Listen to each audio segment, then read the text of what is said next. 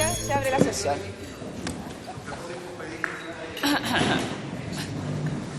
Muy bien, ¿está mejor el audio parece hoy día? Ahí. El acta de la sesión anterior se da por aprobada y nuestra secretaria dará lectura a la cuenta. Se han recibido los siguientes documentos. Un correo electrónico de la Contraloría General de la República por el cual el señor Contralor, por problemas de agenda, informa que no podrá asistir a esta sesión. Solicita, en lo posible, como fecha tentativa, el jueves 4 de julio. Correo electrónico del docente señor Sebastián Soto, por el cual se excusa de asistir a la sesión de hoy. Comunicación del señor director de la BCN, por el cual informa la asistencia de la señora Karen Orrego, coordinadora, sección Historia Legislativa y Parlamentaria, y del señor Ignacio Riquelme, profesional de la sección Historia Legislativa y Parlamentaria. Correo electrónico del docente señor Enrique Navarro, por el cual informa su asistencia a la sesión de hoy. Un ordinario 3815 del Ministerio de Justicia y Derechos Humanos, por el cual responde al oficio 9 de la Comisión referido a informe de la Comisión de Trabajo del Ejecutivo con la Asociación de Magistrados para modificar el sistema de nombramiento de jueces. Requerir a la Corte Suprema para posteriormente hacer llegar a la Comisión los expedientes de nombramiento de los ministros Marcelo Vázquez, Marcelo Albornoz y Emilio Elgueta de la Corte de Apelaciones de Rancagua. Aportar todos los expedientes de nombramiento del Poder Judicial de la región de O'Higgins, periodo 2014-2019, en los que hubiera intervenido el Ejecutivo. Correo electrónico del Consejo de Defensa del Estado, por el cual remite minuta que resume querella a la cual se refirió la señora Presidenta en la sesión pasada. Correo electrónico por el cual el docente señor José Francisco García se excusa por no poder asistir a la sesión de hoy. Es todo, Presidenta. Muchas gracias. Ofrezco la palabra en relación a la cuenta. ¿No? Bueno, yo primero agradecer al Ejecutivo, ¿no es cierto?, que está enviando todos los oficios en relación a las solicitudes que ha hecho esta comisión y en relación a la documentación que han llegado, que por favor se pueda incorporar a cada una de las carpetas de los diputados y las diputadas. Muy bien. Bueno, primero yo quiero agradecer en forma especial a don Enrique Navarro. Bienvenido, don Enrique, que él es director del Departamento de Derecho Público de la Universidad de Chile. Agradecerles que hoy día esté acá. Y queremos ofrecerle la palabra. Muchas gracias por la invitación. Yo he hecho llegar una pequeña minuta sobre ideas generales de esta atribución y voy a referirme en términos generales al alcance que tiene la norma constitucional del artículo 32, que se refiere a la facultad del presidente por velar por el correcto y buen comportamiento de los jueces. Hago presente algunas observaciones preliminares. La facultad fiscalizadora de la Cámara de Diputados se remonta a la reforma constitucional de 1874, de la Carta de 1833, en la que se le entrega a la Comisión Conservadora, que era aquella que sesionaba en términos de la legislatura extraordinaria, el ejercer la supervigilancia sobre todos los ramos de la administración pública, para lo cual le correspondía dirigir al presidente de la República representaciones conducentes a dicho objeto. Durante 1891 al año 25, en el periodo parlamentario, eso se aplicó a través de interpelaciones y a través de comisiones parlamentarias. En la Constitución de 1925 se refuerza, como se sabe, la atribución presidencial, pudiendo la Cámara de Diputados fiscalizar los actos de gobierno, estando facultada además para adoptar acuerdos que podían poner en conocimiento del presidente sin que ello importara responsabilidad política. También entre 1925 y 1973 se materializó la fiscalización a través de la formación de comisiones investigadoras que, en un estudio realizado hace algunas décadas, alcanza a 300 aproximadamente en ese periodo. La Constitución del 80, en su texto primitivo, mantiene en términos similares el mecanismo de la Carta del 25, pero fijando plazos a las respuestas del Ejecutivo. De acuerdo con lo discutido en la Comisión de Estudios, la fiscalización importa producir en la opinión pública un factor de control de la gestión del Gobierno. Entre 1990 y el 2005 se materializó a través de la fiscalización constitucional y también de comisiones investigadoras, más de un centenar. La doctrina cuestionó su constitucionalidad. yo voy a juntar también un par de artículos que escribí hace ya 30 años, cuando uno era más joven, tenía más facilidad para escribir algunas opiniones, pero en fin están escritas en la revista Derecho Público sobre las comisiones investigadoras y la fiscalización de los actos del gobierno. La reforma del 2005 reforzó la facultad fiscalizadora agregando las interpelaciones y en definitiva constitucionalizó las comisiones investigadoras. Ahora, las comisiones investigadoras suponen una materialización, por tanto, de la fiscalización, de la facultad fiscalizadora de la Cámara. Y, como decíamos, fue reglamentada en 1994 y a partir del 2005 constitucionalizada. En la reforma del 2005 se insistió que el ámbito de su competencia es el de los actos de gobierno. Ciertamente carecen de facultades de imperio que es propio de los tribunales y quedaron excluidos las materias que son propias de los tribunales de justicia o del Ministerio Público o de órganos de carácter autónomo. ¿Qué se entiende por fiscalizar? De acuerdo al diccionario de la Real Academia, es criticar y traer a juicio las acciones u obras de otros. Fiscalizar también en la Comisión de Estudios se dejó constancia que era vigilar la conducta de personas o autoridades para que su comportamiento se conforme a ciertas pautas. La doctrina constitucional, por ejemplo, Alejandro Silva Ascuñán, ha hecho presente que la facultad supone prevenir, impedir o representar el comportamiento de algún órgano que infrinja la normativa. Se trata de una actitud de vigilar la conducta de personas o autoridades cuyo comportamiento pueda o no ajustarse a ciertas pautas. Y el objetivo, en definitiva, de fiscalizar los actos es revisar, entrever aquellos actos ejecutados esencialmente por actos de gobierno. La reforma del 2005, como señalaba, precisó que actos de gobierno incluye las actuaciones de empresas del Estado, que era un tema que se discutía, excluyéndose los entes autónomos, municipios y otros de carácter constitucional como el Poder Judicial y los actos de particulares. También un tema en discusión es que la fiscalización se refiere al gobierno de turno y no a actuaciones de carácter pretérito y ha sido una materia en discusión por la continuidad también de los actos de gobierno. Me centro ahora en la facultad presidencial de velar por el buen comportamiento de los jueces. En el texto primitivo de 1833 la facultad era más extensa. Se hablaba de velar por la pronta y cumplida administración de justicia y sobre la conducta ministerial de los jueces. Carrasco Albano, uno de los primeros autores de Derecho Constitucional, expresa que se trata de una atribución concebida en términos muy vagos, haciendo presente la necesidad de que una ley precisara los casos. Tal vez, dice, solo se ha querido asentar en principio esa atribución general, esa superintendencia general y vaga que se ha querido atribuir al Ejecutivo sobre todas las esferas de la actividad social. Además, agrega, mezclarse de cualquier modo en la recta o torcida administración de justicia o en la conducta buena o mala de los jueces en su ministerio sería arrancar tales asuntos a sus jueces naturales, que son los propios del Poder Judicial. Según UNEUS, esta atribución se aplicó en diversas oportunidades. Menciona, por ejemplo, en 1833, en donde el Ejecutivo incluso suspendió a ministros de la Corte de Apelaciones de Santiago, el año 36, también respecto de ministros de Corte, que después fue dejado sin efecto por la Corte Suprema, y el último fue en 1873, en relación a un juez de la Ligua, por infringir sentencias emanadas de la Corte Suprema. En 1874, como les comentaba, se reforma el texto, y tal como lo hace presente Jorge UNEUS en la Constitución ante el Congreso, el presidente en esta atribución no puede en todo caso ingerirse a título de vigilancia en la pronta y cumplida administración de justicia. Tampoco es posible decretar la suspensión del juez como había ocurrido 40 años antes. Alcibiades Roldán, que es uno de los más destacados autores de principios del siglo XX, expresa que dicha institución no corresponde por lo general al Poder Ejecutivo en las repúblicas y en justicia no debe corresponderle. Dentro de la independencia que se reconoce al Poder Judicial, esa vigilancia es ejercida por los funcionarios superiores y en lo relativo a los magistrados de las Cortes puede ejercerse por medio incluso de la Cámara de Diputados a través de la acusación constitucional. El presidente, concluye dicho autor, no está facultado para criticar resoluciones judiciales. En la reforma de 1925, José Guillermo Guerra, que fue uno de los principales autores que trabajó en las actas, dijo que esta atribución suponía 3 autorizaciones para el Ejecutivo. 1, investigar cuál es la conducta de los jueces de toda categoría y los empleados judiciales. 2, requerir directamente a la Corte Suprema con el fin de que estudie la conducta funcionaria de los demás jueces y empleados judiciales. Y 3, requerir directamente al Ministerio Público con el fin de que se solicite al tribunal competente medidas disciplinarias contra uno o más jueces o empleados, o para que en los casos más graves la Cámara de Diputados aplique sus atribuciones, como sería la acusación constitucional.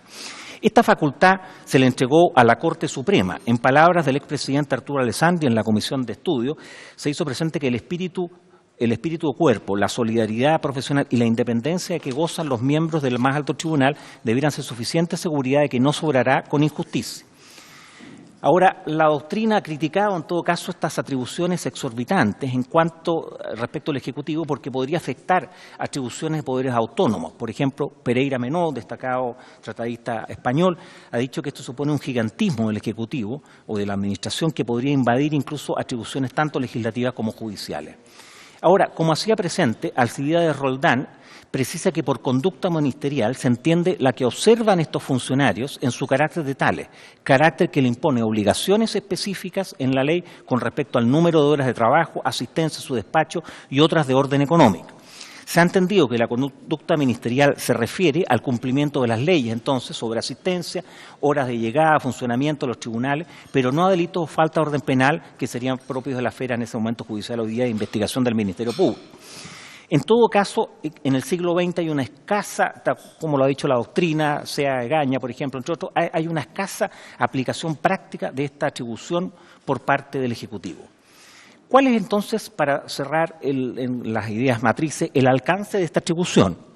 Se trata esencialmente de cuidar y observar la conducta, lo que se manifiesta a través de una suerte de función inspectiva, cuyos antecedentes se remontan a la Constitución del 33, en donde existía una evidente preeminencia del Poder Ejecutivo y en donde el Poder Judicial en realidad simplemente administraba justicia, no era un poder como tal. En la reforma de 1874, como hicimos presente, se precisó más su alcance y de ahí pasó a la Carta del 25 y a la actual Constitución, modificada en 2005. En todo caso, es evidente que el Presidente de la República carece de la facultad de interferir en los procesos judiciales o en la crítica de sentencias judiciales, había consideración de la expresa limitación que establece el artículo 76 de la Carta Política. Como se ha señalado por la doctrina, en virtud de esta facultad no queda autorizado el Ejecutivo para mezclarse en la manera en que se administra justicia o en la aplicación que los jueces hagan de la ley. En el mismo sentido, la Contraloría General de la República, en un dictamen del 2012, precisó que el ejercicio de esta atribución no puede hacerse extensiva a actuaciones ejecutadas por los respectivos tribunales en el desempeño de sus labores jurisdiccionales, como es la emisión de resoluciones o sentencias. Esta atribución se vincula directamente con la superintendencia directiva, correctiva y disciplinaria que tiene la Corte Suprema sobre todos los tribunales del país.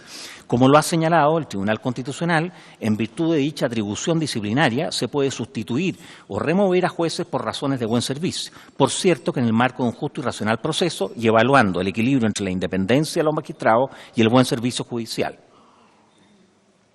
De esta manera, la atribución del Ejecutivo se debe asociar especialmente a ciertos deberes de carácter funcionario, como por ejemplo, concurrir al tribunal, respetar el deber de residencia, cumplir la jornada, etc.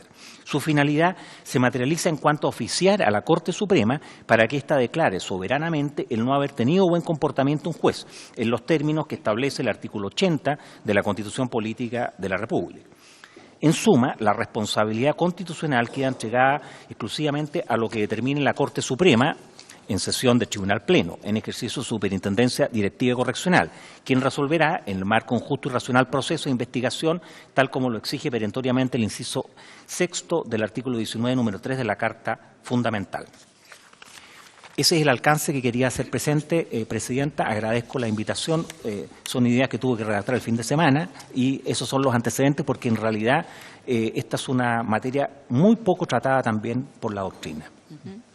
Muchas gracias, profesor Navarro. Ofrezco la palabra a las diputadas, diputados. Ofrezco la palabra a diputada Hertz. Consulta. Gracias, Presidenta. A través suyo agradecerle al profesor Navarro su asistencia. Hacerle una consulta. ¿Usted tiene en la facultad alguna sistematización de cuántas veces se ha aplicado en la práctica la facultad del Presidente de la República de velar por el buen comportamiento? Y para saber de qué manera, me imagino que tiene que haber sido restringida la conducta ministerial de los jueces, pero si es posible, si ustedes tuvieran ese dato, sería interesante tenerlo de qué manera se ha aplicado prácticamente. Gracias. Diputado Isacort.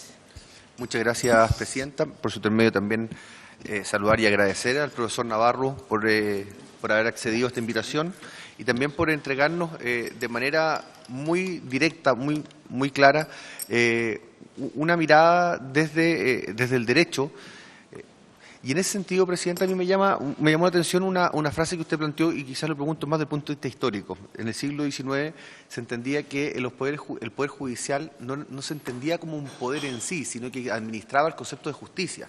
Entonces, saber el concepto moderno en el Chile, si es en la Constitución del 25, quizás donde se entiende que el Estado está dividido en 3 poderes independientes uno del otro, y el Poder Judicial tiene el concepto de poder, con las atribuciones, con las responsabilidades que eso tiene. Y un poco de la mano lo que pregunta la diputada Hertz, por su intermedio, Presidenta, es si alguna vez ha existido esta acción patente del Presidente de la República, y la cual la entiendo que sería en rol del jefe de Estado y no del jefe de gobierno. Saber si existe o se entiende así esa división y esa ejecución de esa facultad. Gracias, Presidenta. Bueno, primero sumarme al agradecimiento, profesor, que ya está acá. O sea, yo creo que nadie discute lo que tiene que ver con la administración de la justicia, la aplicación de la ley, que tiene que tener una autonomía, sin duda. Pero sin embargo, lo que tiene que ver más bien con las conductas de los jueces. Y en términos prácticos, quizás viéndolo en este caso en concreto, el ministro nos ha dicho solo que se entiende, el ministro de Justicia actual ha dicho que lo único que se entiende por velar es que se complete administrativamente el nombramiento, ¿no es cierto?, todo el proceso. Pero yo creo que es bastante limitado lo que hoy día se plantea como esta función, ¿no es cierto?, de velar. Yo no sé si usted nos podría decir en términos un poco más prácticos, además de esta función que hace el Ejecutivo, un poco de chequear, ¿no es cierto?, la idoneidad quizás de cada uno de los integrantes, pero después que se nombra, ¿qué es lo que ocurre con el chequeo de ese personaje, de ese juez? Entendiendo que es distinta a la función de administrar justicia o de aplicar la justicia. Le ofrezco la palabra al profesor Navarro.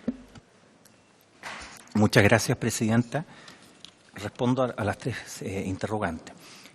Lamentablemente no existe una sistematización efectivamente práctica. Yo revisé todos los estudios y las memorias que se han hecho sobre esta materia y no hay un estudio, porque efectivamente en el siglo XX, a partir de la Constitución del 25, no ha tenido aplicación práctica, sino que se ha materializado a través de la remoción que realiza la Corte Suprema. Entonces, no se ha estudiado, no hay un análisis de qué labor puede haber realizado el Ejecutivo, lamentablemente, en estos 90 años, que fue un tema que pedí especialmente a la biblioteca de la Facultad de Derecho y de la Corte Suprema. Solamente hay autores, en fin, que incluso muy rápida, digamos, tratamiento, que han dicho que prácticamente no ha tenido aplicación, pero no hay un estudio. Lamentablemente. En el siglo XIX, respondiendo a la pregunta del diputado, efectivamente el Poder Judicial administraba justicia. Esta norma se entiende porque el presidente en el siglo XIX, como lo dice un autor brasilero comparando la monarquía de Portugal, de Brasil, en relación a Chile, decía que el presidente chileno tenía más atribuciones que el de Brasil, era un verdadero monarca sin corona. Entonces, esta es una atribución en donde los jueces eran verdaderos delegados del Ejecutivo. Y por eso que se entiende, y en muchos regímenes republicanos no existe hoy día una norma como esta. Es muy criticable, especialmente en Europa. Esto se ha mantenido en algunos países americanos.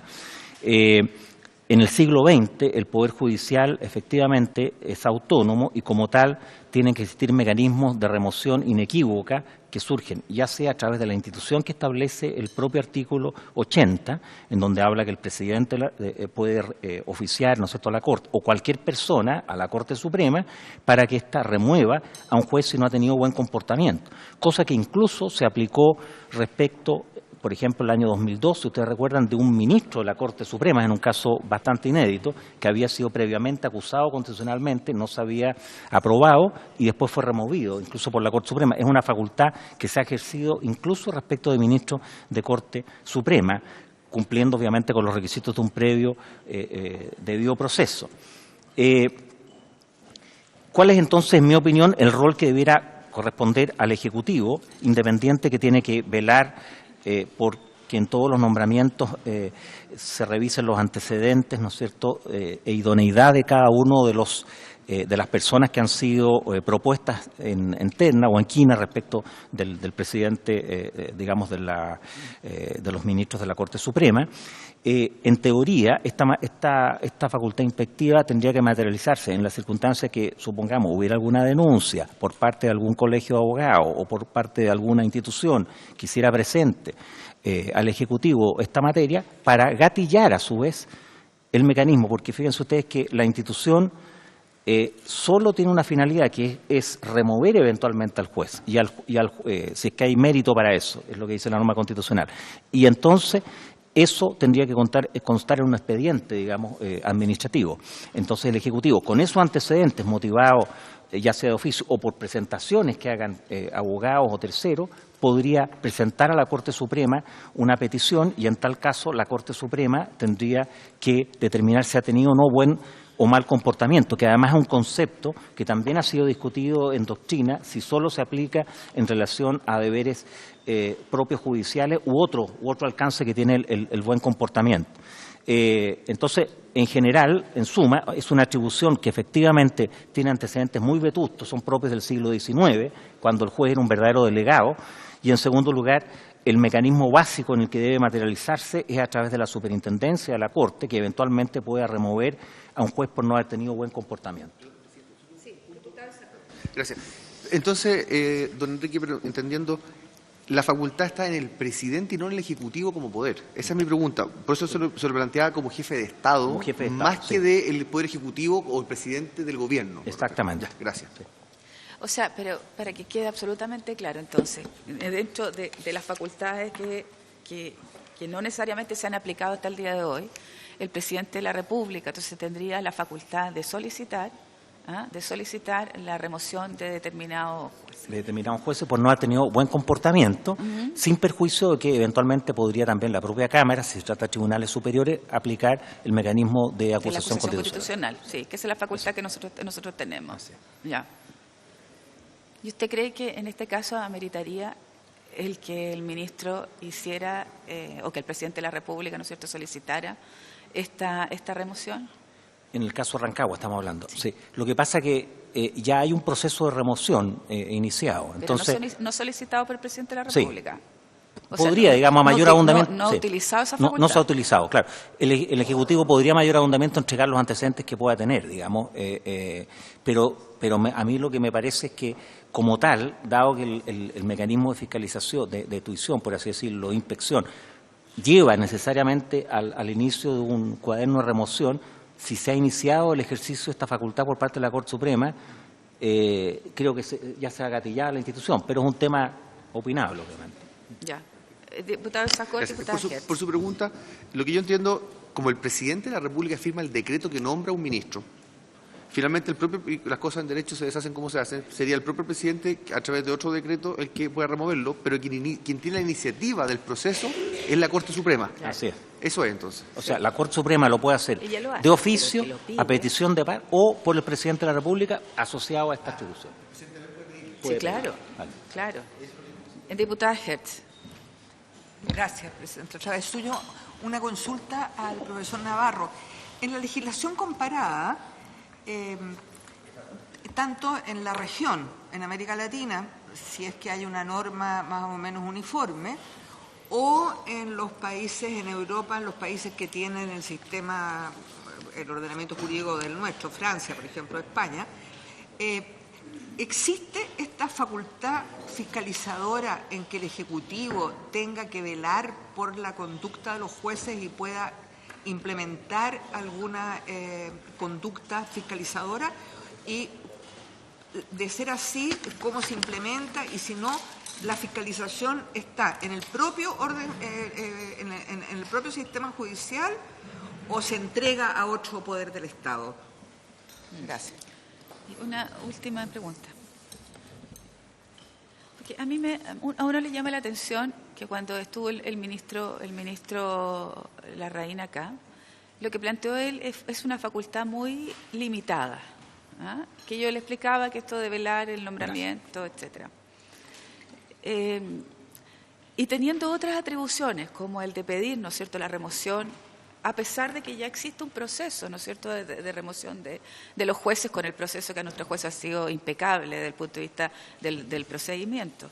Sin embargo, aquí hay una facultad que el propio presidente podría haber tenido, ¿no es cierto?, de pedir la remoción dada la gravedad de los hechos. ¿Usted cree que aquí ha habido yo diría, una falta desde el punto de vista del Ejecutivo en relación a no solicitar esta remoción?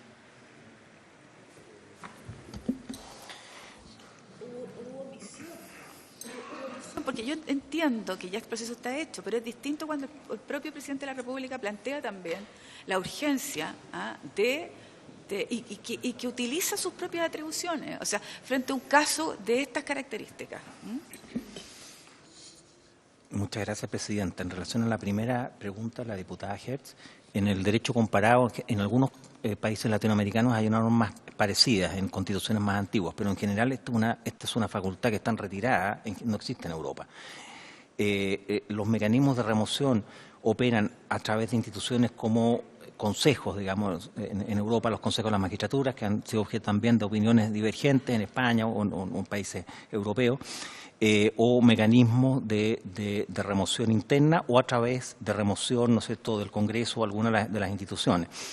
Y eso vinculado a la segunda pregunta, me parece que es probable que el propio Ejecutivo, en consideración a los antecedentes que obraban y a la circunstancia de que había un sumario iniciado y que ese sumario iba a terminar eventualmente con la formulación de cargos y eventualmente con la remoción de los mismos jueces, es probable, creo yo, que el Ejecutivo no haya hecho una presentación porque no tenía antecedentes adicionales, digamos, a los que ya obraban o respetando la autonomía judicial, no lo sé, digamos. Pero obviamente la remoción podría ser pedida incluso por alguna institución, digamos colegio de abogados, otros que tuvieran también antecedentes, y a mí me parece que en todo caso que el propósito esencial es que la propia Corte Suprema revise, vea si esas conductas se ajustan o no a derecho o importan incumplimiento de deberes sustanciales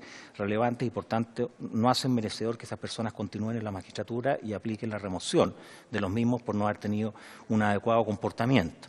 En general, incluso la institución de la remoción aplicando el artículo 80 en las últimas décadas ha operado, lo ha hecho la Corte o a petición de alguien, digamos, o lo ha hecho de oficio, ¿no?, en los últimos 30 años, digamos, del 90 en adelante, para señalarlo. Sí, que yo entiendo perfecto los argumentos que nos plantea desde el criterio del abogado Navarro. Cuando la Seremi, y después de lo que usted nos pregunta, cuando la Seremi de Justicia entrega antecedentes que le lleguen a ella, porque efectivamente sería muy irresponsable también de cualquier ejecutivo empezar a iniciar procesos porque lo dicen en las redes sociales o sobre todo el concepto actual de la posverdad que tanto se dice y después poco lo que se hace. ¿No existe ahí el rol del velar, justamente cuando ella entrega, a criterio del señor Navarro, el velar a través de la facultad que tiene el Poder Ejecutivo de antecedentes que le obran? Porque yo creo que hubiera sido una omisión en el sentido de que si le entregan estos antecedentes y los guarda en el cajón, pero que hay una acción concreta que la subimos en esta misma comisión. Yo no lo sabía hasta antes de la comisión, de que la propia Seremi de Justicia entrega estos antecedentes y ejecuta, y no sé si quizás de repente también por preguntarle a don Héctor Meri del Ejecutivo su mirada desde el Ministerio, en particular por este caso, más allá del concepto que hemos tenido. Diputado Barros. No, solamente en relación a la facultad del Ejecutivo poder por sí solo solicitar la remoción y en atendido a poder dejar claramente establecido. Si a usted le parece, en caso que el Poder Judicial no actuara en la línea y teniendo personas que soliciten dicha remoción, si cabe la posibilidad que fuese esa la fórmula más efectiva para hacer, valga la redundancia, efectiva las responsabilidades de cada cual. Entendí que el estado actual de las cosas determina que sea la Corte, ¿no es cierto?, la que en virtud del proceso, la revisión de antecedentes, se pronuncie. En caso que la Corte no se pronunciara y no hiciera nada, sería razonable que fuese el Ejecutivo ante, y me quedó clara su argumentación, ante la solicitud de alguna institución, llamémoslo así, en el sentido que comentamos. Gracias. A ver, yo creo que se van dando... pero no es solo frente a una institución que lo solicita, en sí mismo está el cumplimiento del velar. Entonces, a mí mi preocupación es que frente a los hechos de corrupción, ¿no es cierto?, que nosotros vemos en cualquier lugar del país y en cualquier institución, ¿no sería conveniente también por una señal de tratar de eliminar cualquier tipo de corrupción, tratar de que todas las baterías de fiscalización pudieran ocuparse, todas? O sea, lo que está haciendo la Suprema, ¿no es cierto?, con el debido proceso, lo que le debería corresponder al presidente de la República de colocar esto, e incluso lo que nosotros deberíamos hacer también, lo que tiene que ver con una acusación constitucional. O sea, debería estar el Estado, y todos los poderes del Estado que tengan facultad para esto, que tengan facultad, no omitirse porque otro, ¿no es cierto?, ya lo haya hecho. Sino cómo hoy día, frente a un acto de corrupción, donde sea, donde esté, poder todos ocupar las herramientas necesarias para que esto no vuelva a ocurrir. Diputado Barros. No, solamente para poner en contexto también, hasta dónde opera al final la separación total de los poderes, ¿no es cierto? Porque también en la misma línea podría ser que un diputado, producto de sus actuaciones, el Ejecutivo le pidiese la renuncia, cosa que en nuestra situación sería absolutamente irregular, ¿no es cierto? Dado que hay mecanismos para aquello. Gracias. Sí, pero los mecanismos que nosotros estamos planteando son los mecanismos que tiene la Constitución, no son mecanismos fuera de ello, sino son los que dan la Constitución. Entonces yo no sé si uno podría aplicar o no la sumatoria de los instrumentos y no porque solamente actuó uno, ese sea suficiente. Diputada Hertz. Gracias, presidenta. Sí, yo creo que obviamente la utilización de los mecanismos que son facultades de los poderes, hay bastante discrecionalidad en cuanto a si se usan o no. Por ejemplo, en el mismo Congreso, la fiscalización a través de la acusación constitucional es absolutamente una decisión política. Lo hemos visto, digamos, se pueden configurar hechos que claramente están infringiendo por parte de los jueces la Constitución, como por ejemplo el sistema internacional de los tratados de derechos humanos, y por razones políticas la acusación constitucional no se aprueba, entonces, en definitiva, en el caso de la fiscalización del Congreso queda fundamentalmente, por ser una Cámara política, a la voluntad política de los diversos sectores. Y respecto al Ejecutivo, a mí en principio no me parece deseable que el Ejecutivo pueda por sí iniciar un proceso de remoción de un juez de la República. Sí establecer una legislación rigurosa en términos de las prohibiciones de los jueces, de su relación con los parlamentarios, de su relación en general, digamos, con actores políticos. Eso sí me parece que es importante. No sé, porque como señalaba el profesor Navarro, en la mayoría de las legislaciones europeas esta facultad no existe, de que el Ejecutivo pueda sancionar o empezar un proceso de remoción de un juez, porque eso a mi juicio afectaría mucho la independencia. Gracias. El profesor Navarro tiene la palabra. Muchas gracias. En relación a las preguntas, el presidente podría pedirla efectivamente, siempre podría pedirla. En realidad, hoy día esa atribución, dado que puede pedirla cualquiera, en realidad podría pedirla cualquiera en uso del derecho de petición, en estricto rigor, de acuerdo al artículo 19, número 14. Pero efectivamente la institución está, como les comentaba, inserta en una época como es el siglo XIX, en la cual los jueces eran delegados del Ejecutivo. Había una profunda desconfianza del rol de los jueces, porque los jueces eran cercanos al monarca en el siglo anterior. Entonces, en general, había una percepción negativa. Por eso que Montesquieu decía que los jueces son la boca que pronuncia las palabras de la ley, seres inanimados que no pueden mitigar el rigor de la ley misma. O sea, no puede ir más allá de la ley. Entonces, había una desconfianza. Frente a eso, el juez, el Ejecutivo, vigilaba. Y eso, como bien señala la diputada Ger, en mi opinión, puede afectar severamente la independencia judicial. No pensemos en este caso, obviamente, pero sí en otros casos, porque podría verse afectada la libertad para juzgar o sentenciar en un caso que tenga,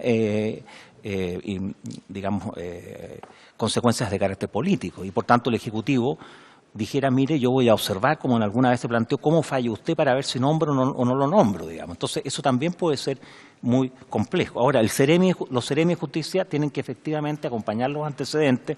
Debiera haber un proceso administrativo en el cual en cada uno de los nombramientos se tengan estos antecedentes sobre la base normalmente de las denuncias que hacen los colegios o los abogados en el ejercicio de la profesión. En cuanto a la facultad que planteaba el diputado Barros respecto a los mecanismos de remoción, efectivamente, cada uno de los órganos tiene mecanismos diferentes. Por ejemplo, en el caso de los diputados, solamente pueden ser removidos excepcionalmente, digamos, y no ha ocurrido nunca, digamos, del año 90, previa petición de 10 parlamentarios por haber incurrido en una causal de cesación que tiene que ser aprobada por el Tribunal Constitucional. Entonces está muy limitada porque obviamente hay un ejercicio de la voluntad democrática y de la representación que significan esto. Por eso incluso algunos han criticado todavía la institución del fuero, el desafuero y la suspensión, digamos, porque eventualmente, de acuerdo al principio de presunción de inocencia, debiera, hasta que no haya una sentencia, mantenerse en su cargo. En fin, pero ese es otro tema. Ahora, todas las actuaciones, efectivamente, como dice la presidenta, son importantes. Como es un sabio autor, digamos, latino, corruptia optima pessima, o sea, la corrupción de los mejores es lo peor. Cuando un juez se corrompe, nada queda en un estado de derecho y, por tanto, tienen que operar allí los mecanismos. Probablemente hubo, incluso por personas que conocieron en el ejercicio de la profesión, ¿no es cierto?, este tipo de materia, muchos habrán conocido antecedentes, no hicieron las adecuadas presentaciones y eso lamentablemente afecta en el adecuado conocimiento que tiene cada uno de los órganos para hacer operar esta institución. Ahora, efectivamente, hoy día existe una multiplicidad de disposiciones, tratados internacionales que obligan también a los jueces. Hay convenciones internacionales que también refuerzan mucho el sentido de la independencia de los jueces. El juez tiene que tener independencia al resolver tanto interna como externa, que es una garantía básica en un Estado de Derecho. Por tanto, yo creo que esta atribución que tiene el Ejecutivo hay que entenderla en el siglo XXI y me gustaría, probablemente esto va para hacer una tesis, pero en realidad como no hay antecedentes suficientes en los expedientes administrativos sería más bien de categoría teórica, pero ¿cómo puede entenderse el ejercicio de esta atribución en el marco del siglo XXI, en donde todos hoy día los entes, digamos, todas las personas fiscalizan en el fondo adecuadamente a los tribunales de justicia, pero en definitiva la atribución está o entregada a la Corte Suprema para que la Corte Suprema remueva si no hay buen comportamiento, o en su caso la Cámara de Diputados, ¿no es cierto?, remueva al juez, pero siempre y cuando se trate de tribunales superiores, o sea, ministros de Corte de Apelación o Corte Suprema, por no haber tenido buen comportamiento. Ese es el mecanismo que existe y, como le señalaba, en el derecho comparado, por supuesto, hay otros mecanismos en donde incluso se lleva todo un conjunto de antecedentes respecto de la hoja de vida de los funcionarios. Ahora, hay una hoja de vida de los funcionarios también, eso está en la Corporación Administrativa del Poder Judicial y uno podría conseguirlo, y eso está probablemente vinculado con otros mecanismos como son la calificación y otros que sabemos que también no operan probablemente de manera satisfactoria. Gracias. Me gustaría, si usted lo tiene bien, poder ofrecer la palabra a Héctor Meri, como representante del Ejecutivo, en particular porque yo lo que planteé de la Seremi, y se refirió el señor Navarro también, pero saber cómo es la mirada actual de la coyuntura desde el Ministerio de Justicia. Gracias. Muy bien. Tiene la palabra el Ejecutivo. Muchas gracias, señora Presidenta. La exposición del profesor Navarro nos permite dar luces acerca de una materia sobre la cual puede existir dudas y que resulta particularmente reveladora porque al principio de su intervención hace un distingo de acuerdo a la reforma a la Carta de 1833 que se efectúa el año 1874. Hasta esa época, y por las razones que aquí se han explicitado, que son abundantes y cada una de ellas por sí sola es persuasiva, se entendía que correspondía al presidente de la República velar por la pronta y cumplida administración de justicia. Desde 1874 se habla del buen comportamiento y de la conducta ministerial. Facultad de velar, y perdónenme si me pongo un poco literario o hago citas mitológicas bastante pretéritas, pero que topa con dos monstruos que son las facultades que compararemos con Escila y Caribdis. Cuando los marineros antiguos que cruzaban el estrecho de Mesina y querían navegar entre Sicilia y Calabria, se encontraban con dos monstruos que amenazaban su navegación. Uno, Escila, era el que lo llevaba hacia los acantilados, y otro, Caribdis, que lo llevaba hacia los remolinos.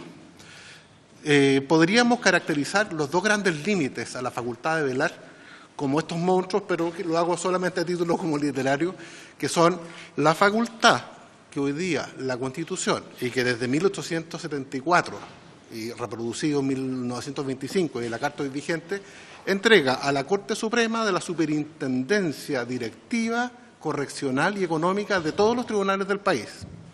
Y segundo, y el Caribdis sería la jurisdicción propia, que ni el presidente de la República ni el Congreso Nacional pueden arrogarse facultades que la Constitución entrega nominativamente a la Corte Suprema o al Poder Judicial. Consiste esto entonces en que esto debe disuadirnos en absoluto. La facultad de velar debe ejecutarse respetando los límites constitucionales que aquí hemos descrito. Puede ejercitarse desde la perspectiva de ejercer la facultad del artículo 80, inciso 3 de la Carta Fundamental, en la cual se pida nominativamente la restitución de funcionarios determinados, o puede ejercerse también de acuerdo a los antecedentes que se cuentan, que no todos son decidores ni categóricos desde un principio, sino que tienen que investigarse. Y desde esa perspectiva, la facultad de velar hemos entendido que se ha ejercido desde poner en noticia de un instrumento que la Constitución, más que el Código Orgánico contempla, que es la institución del ministro visitador, de hechos que deben ser investigados. Esa facultad se ejerció a través de un oficio reservado, y todo lo posterior que ha seguido a eso ha sido materia de competencias de la excelentísima Corte Suprema a través de procedimientos que son los que hasta ahora no han concluido. Creemos que acierta la diputada señora Hertz cuando hace la referencia a que esta no debe ser una facultad que nos invite a ejercer potestades que pertenecen a otros poderes del Estado.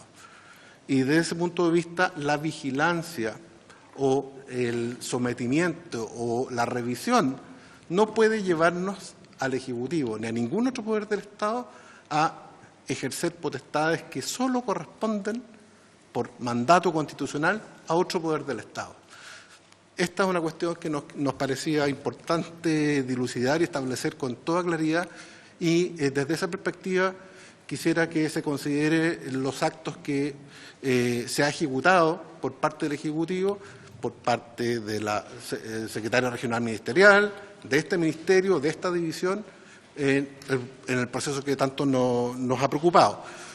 El velar y el nombrar no son exactamente lo mismo. Aquí lo hemos escuchado y la distinción ha quedado absolutamente clara.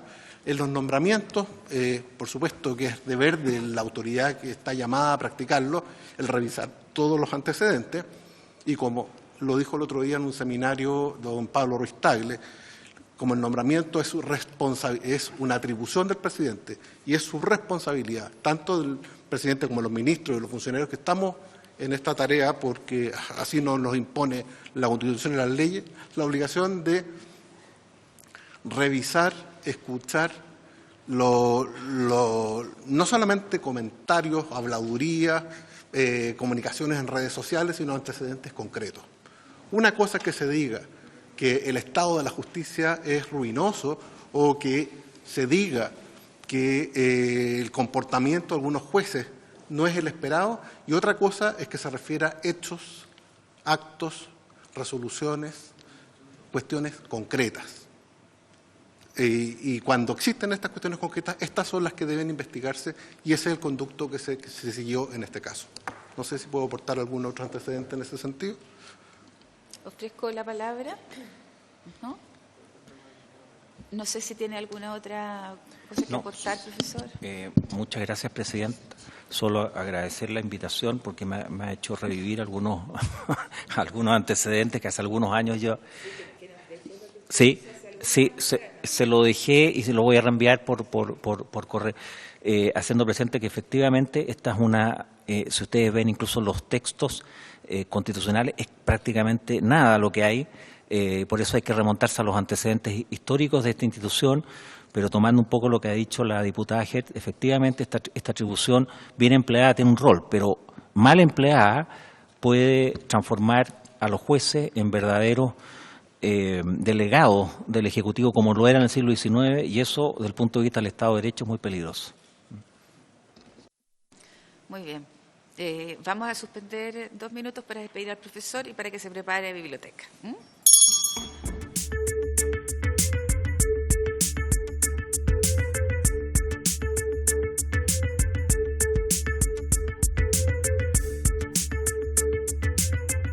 Le ofrecemos la palabra, entonces.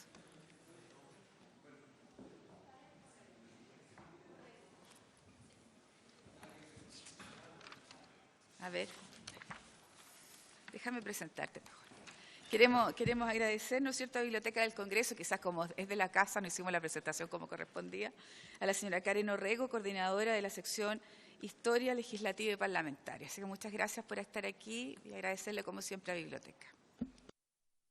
Muy buenos días.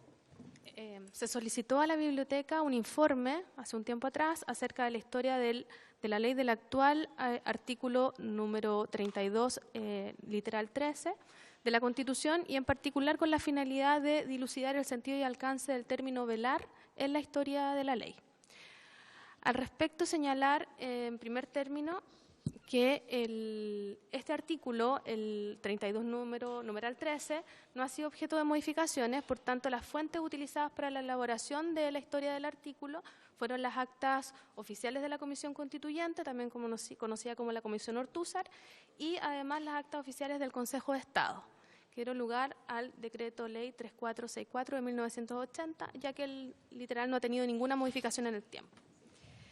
De la elaboración de este informe, que fue enviado ya a la Comisión, nos pudimos dar cuenta que en realidad el debate ocurrido respecto de este literal es muy escaso. De hecho, hay 3 o 4 sesiones destinadas de manera muy general a debatir y más bien a nombrar la intervención. Este es un análisis que se hace pormenorizado del contenido del texto de la Comisión Constituyente, una revisión para ir dilucidando cada aspecto vinculado al artículo. Y encontramos, por ejemplo, en una sesión del 5 de octubre del 78, una remisión a la Constitución de 1925, donde los propios miembros de la Comisión Constituyente señalan que van a mantener la misma atribución contenida en el artículo 72, numeral 4 de la Constitución de 1925. Por tanto, no existió un debate en este sentido, menos aún del término velar. Asimismo, cuando el contenido emanado de la Comisión Constituyente es entregado al Consejo de Estado para su aprobación, ellos aprueban unánimemente el contenido, puesto que es el mismo artículo que se mantiene desde la Constitución del 25 sin ninguna modificación, y así queda publicado en el Decreto Ley 3464 y luego en el Decreto 100, que hoy día es la Constitución vigente.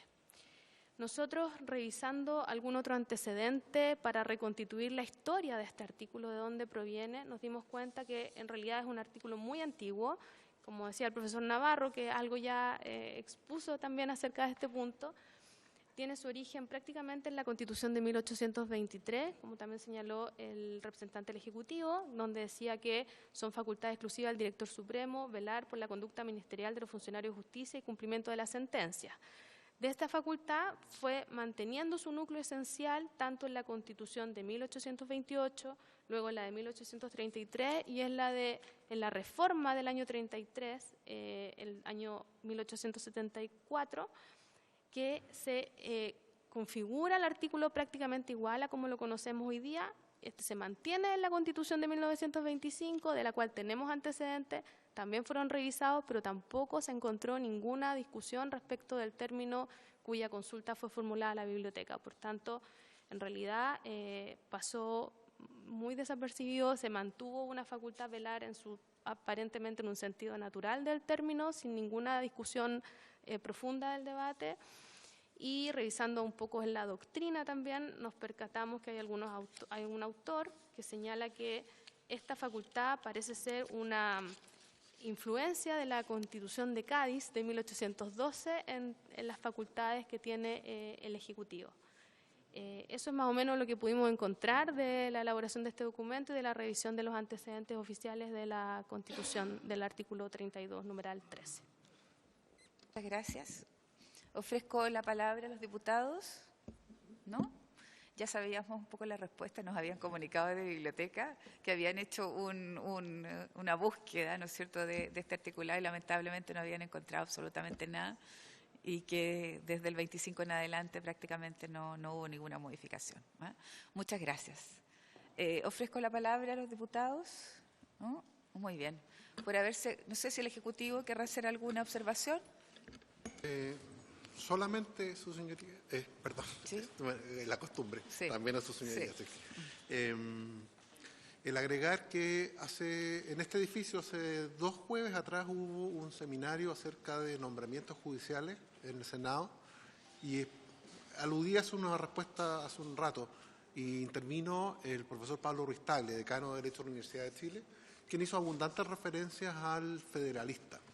El texto como madre de muchas cartas fundamentales y que explica, es una serie de artículos de los profesores Hamilton, Madison y Jay, que explica el principio del constitucionalismo en Estados Unidos, donde se refiere abundantemente a la función judicial, a la rama judicial y a la tarea y a la recíproca fiscalización que cabe esperar de los distintos poderes del Estado.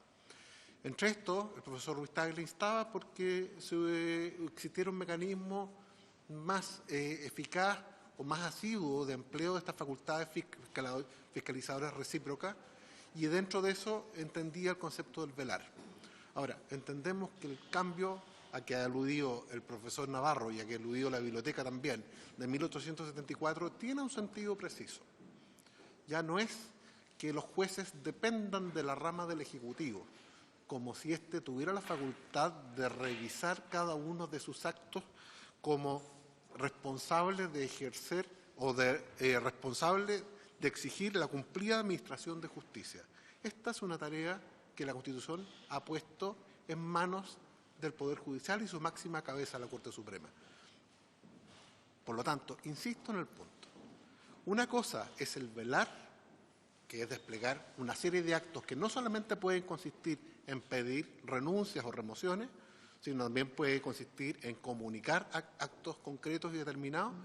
Y otra cosa muy distinta es entrometerse en potestades que la Constitución entrega exclusivamente a otros poderes del Estado. Haciendo solamente esa salvedad, eso es lo que quería agregar a esta comisión, señora presidenta. Muy bien. Por haberse cumplido entonces el objeto de la sesión, esta se levanta.